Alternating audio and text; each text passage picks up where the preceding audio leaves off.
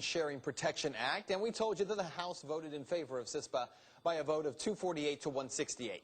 So how did our local U.S. representatives vote? In Ohio, Gene Schmidt and Steve Chabot, both Republicans, both voted for CISPA. John Boehner is Speaker of the House, therefore he does not vote on these bills.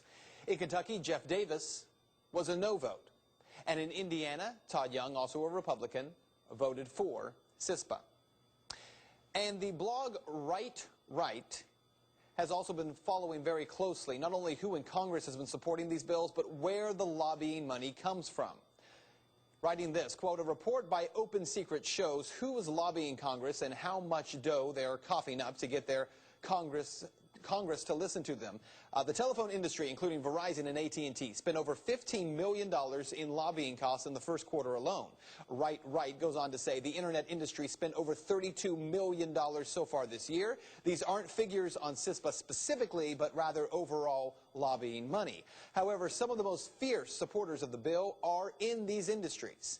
Open Secrets also tracked the amount of money, though, being put into political action committees. Get this. It's related to CISPA and internet piracy bills. Now, the bill's CISPA original sponsor, Mike Rogers, this is what Open Secrets writes, quote, has received at least $175,000 to his political action committee from organizations that have lobbied on the bill. That's about 15% of the total $1.1 million he has reported raising this election cycle.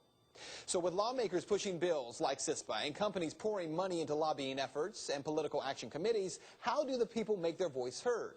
Well, quite frankly, by making a lot of noise. That's what happened earlier this year when two bills very similar to CISPA, known as SOPA and PIPA, were pushed through Congress. Here's a look back at those bills from a reality check in January.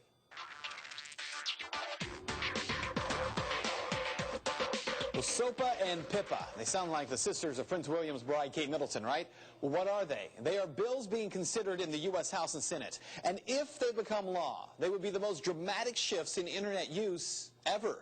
SOPA, or the Stop Online Piracy Act, and PIPA, the Protect Intellectual Property Act, are essentially the same pieces of legislation. SOPA is the House version, PIPA the Senate version. Now, the bills are designed to protect those who own copyrighted material from being ripped off by rogue internet sites. The problem of online piracy today is huge. It's immense. It amounts to $100 billion a year. So says Lamar Smith of Texas. Smith and supporters of the bill say the internet is like the Wild West. Reality Check, for instance, goes online, and then my content is lifted, put on blogs, on YouTube channels that I have nothing to do with. I have to be protected, right? So that's where SOPA comes in.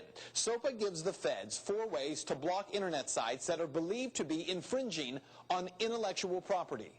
So here's what SOPA actually does. Number 1, it forces ISPs to block access to domain name system servers, or DNS servers, that are infringing foreign sites. They force service providers to make sites that have been flagged as infringing undiscoverable. They force payment processors to shut down the ability for infringing sites to make money. And they force internet advertisers to cease doing business with an infringing site. Doesn't really sound all that unreasonable, does it? Well, 2 words for you. Unintended consequences. It is detrimental to the free and open web. Tonight, 3 major consequences that SOPA would cause. First, the suppression issue. The requirement that search engines omit links to rogue sites creates a really slippery slope. Look, already Google blocks child porn from its search results. That's self-imposed. But under SOPA, the feds have the power to dictate by law to search engines which sites they will be required to block. Sites will have to omit search results. And that leads us to the second unintended consequence, the search issue. The world of search is all about the index, but under SOPA, Google, Bing, Yahoo, etc., they would be required to de-index sites that infringe on copyrights. So now you can't find certain sites here in the U.S. So what to do? You go around U.S. sites to foreign sites. And that leads us to the third unintended consequence, security. Do you know what DNS is? DNS links numerical internet addresses, such as 192.168.1.254, takes all those numbers, and it links it into URL addresses, like fox19.com, that humans can easily read and understand. Internet service providers like AOL or MSN, they are the primary providers of DNS services. If you move away from them to a greater number of foreign private DNS servers in order to get around SOPA, as many people will, well, that could harm efforts that rely on DNS data to detect and deal with security threats. That would fracture the global DNS hierarchy. So in essence, SOPA would almost certainly drive many internet users to foreign internet providers and create a less safe internet for everyone. So here's what you need to know. The biggest issue here, these bills are so broad that many people believe if one piece, just one piece of copyrighted content ends up on your site, instead of that one piece being removed, the entire site can be shut down. For websites like Wikipedia, there's no way they can guarantee that won't happen. And that's the biggest reason why there has been such a large negative response to these bills. SOPA is set to be discussed in the House in February.